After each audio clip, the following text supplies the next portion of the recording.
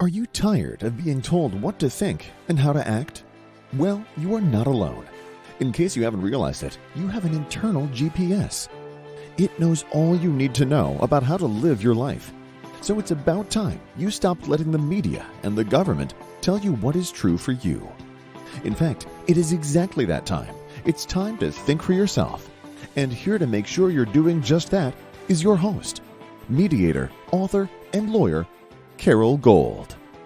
Hi, it's Monday, February 7th. I'm Carol Gold, and welcome to Think for Yourself.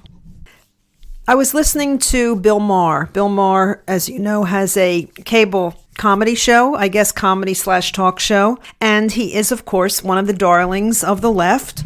Although I think he defines himself as somewhat of a libertarian, but he is nonetheless very liberal in many instances, although he's a thoughtful person, and at times he says things that I find shocking. One of those things occurred this week.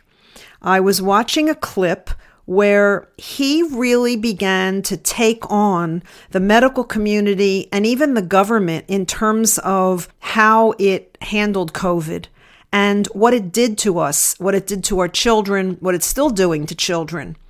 What he said was, what prompted him to even go there was all of the commotions that happened over Joe Rogan's podcast and what Joe Rogan has said in terms of COVID and therapeutics, but also as a result of him recently being somewhat censured by Spotify.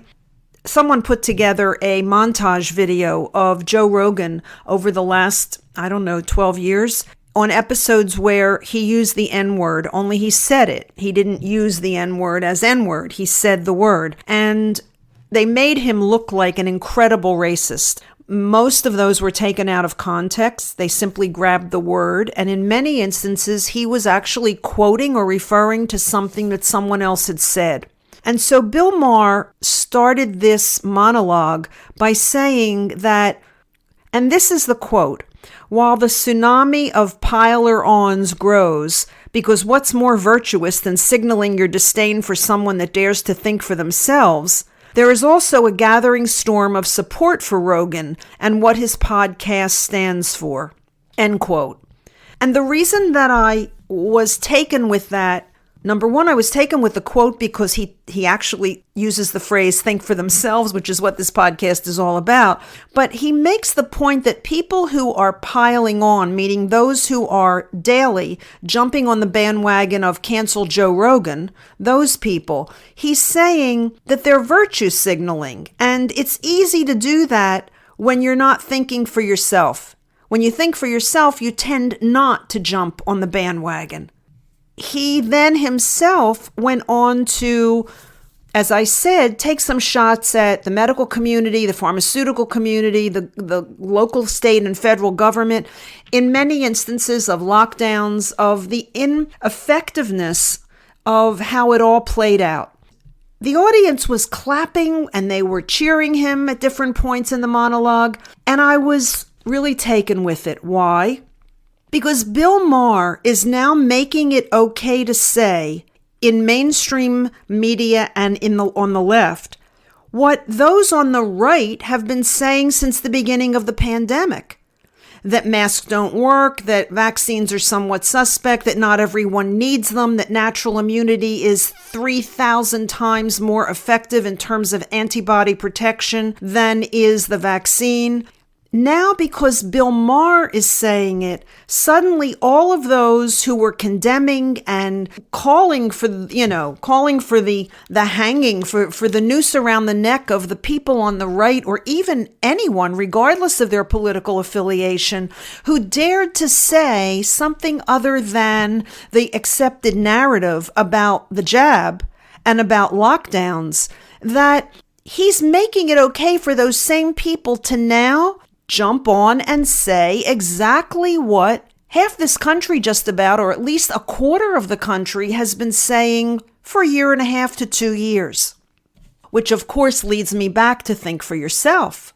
Because whether you are someone who was railing against opposing views at the outset, meaning whether you were someone who was with the mainstream, who was saying that if you're challenging vaccines or you're doubting the efficacy of masks or lockdowns, that you should be canceled or you should be ostracized or you aren't following the science.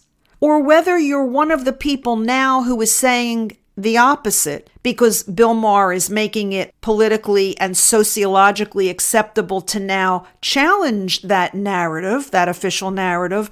In both instances, you are among a group of people who cannot think for themselves because you were 180 degrees in the other direction 2 years ago because it was the official narrative. And now you're 180 degrees in the opposite direction because it's becoming socially acceptable. Why? Because the statistics and the data and the way this thing has played out, it turns out there's a whole lot of truth in what those people who opposed it all from the beginning, or at least questioned it all from the beginning because they were thinking for themselves. It turns out those people had a great deal of merit in where they were coming from. I found it a little irritating. I found it a little frustrating. I found it very hypocritical that people who start in one position are so willing to throw that under the bus and move 180 degrees in another direction.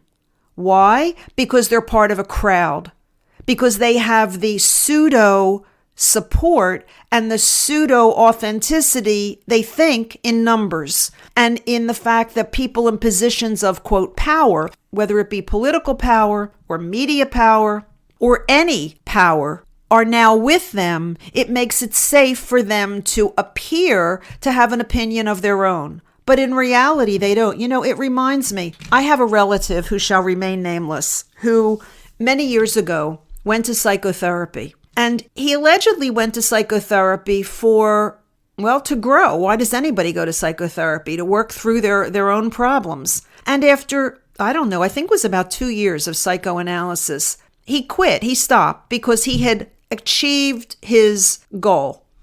The irony was that after 2 years of psychotherapy, he learned to give himself permission for everything he believed when he went into psychotherapy. There was no change. And he was also someone who, whenever he read a book or read an article, his opinion on that subject became the opinion of the last book he read or the last article he had perused.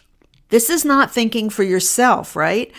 When you need an authority outside of yourself to validate what you yourself choose to believe or to validate what you yourself want to put your own integrity and energy behind, that's not thinking for yourself. And that's not maximizing your ability as I like to say, free-willed, unique, divinely created being that is your birthright.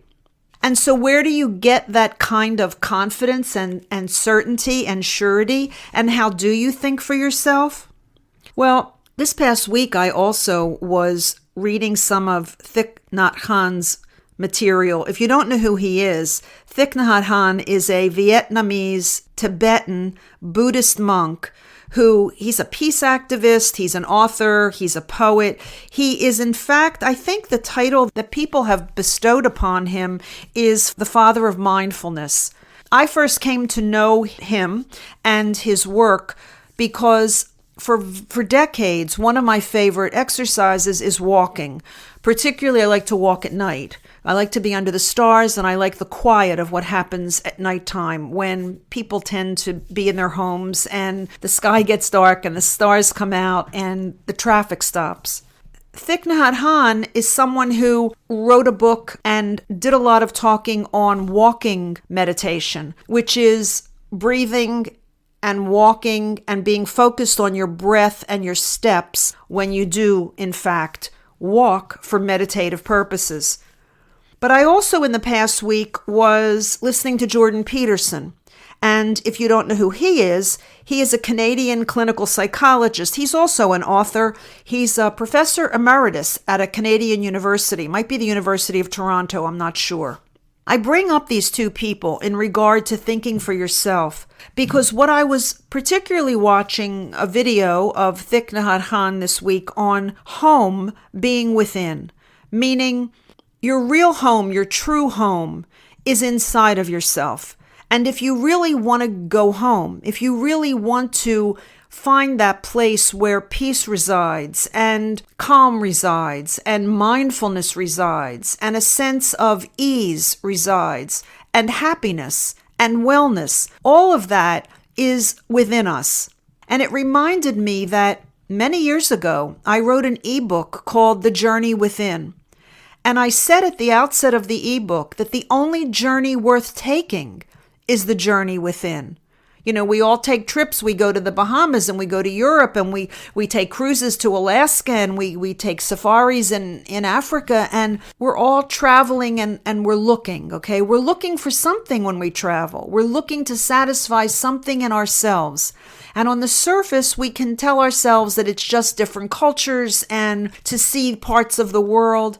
But in reality, all travel, all searches are the search for inner peace. And the only place you can find that is, in fact, through an inner journey.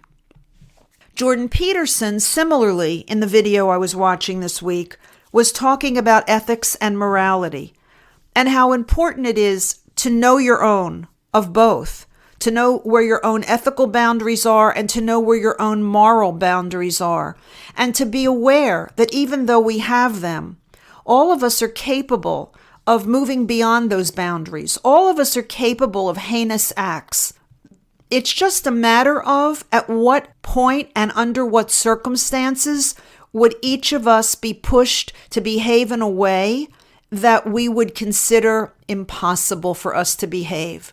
So it's knowing who we are, knowing boundaries, but understanding that those boundaries are malleable and that we are all human and we all fall down and we all at times behave in ways that we wish we had not.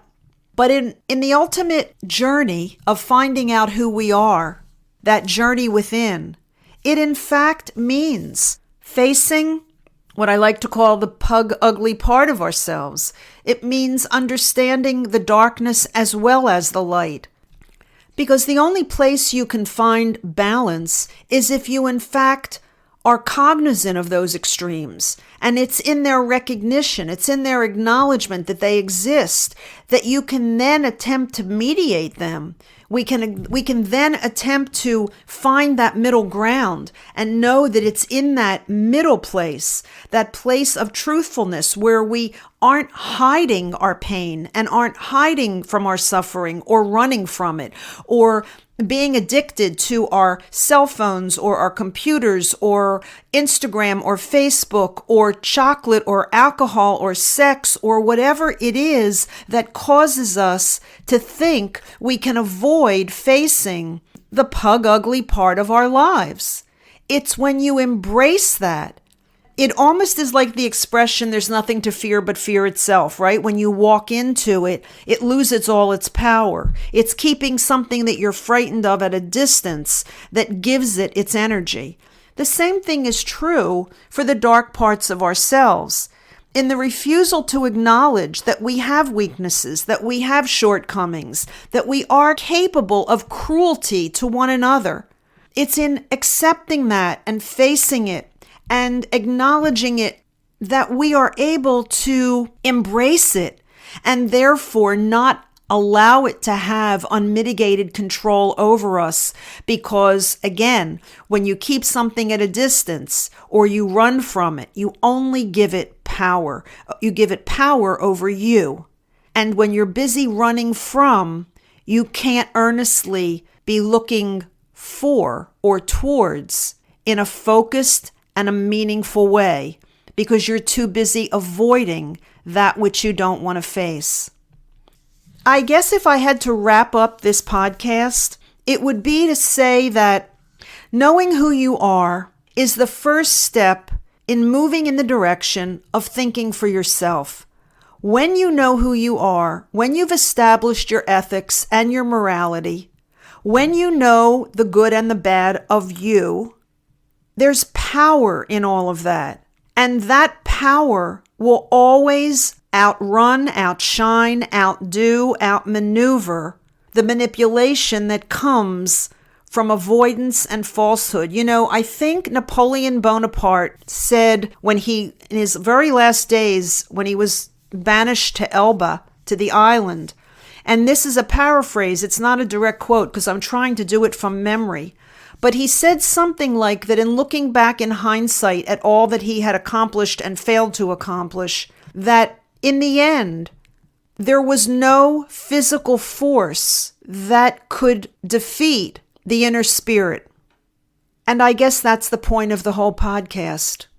If we're looking around at our nation and we're uncomfortable with what we see, or we're looking around at our culture and we're uncomfortable at what we see, or we're looking around at our own lives and we're uncomfortable at what we see, what we need to do is turn that lens inside, take the inner journey so that we can get to the point where there is no external force that can vanquish the inner spirit. Thanks for listening. I'm Carol Gold. I'll be back here again on Wednesday, and until I am, please think for yourself. Carol thanks you for spending your valuable time with her. It is her mission to empower you to remember how smart and capable you are. Be sure to check out Carol's website, carolgold.com. That's Carol with an E, gold.com. Please leave a review and subscribe here so you'll be alerted to Carol's next podcast. Until then, above all else, remember, it's time to think for yourself.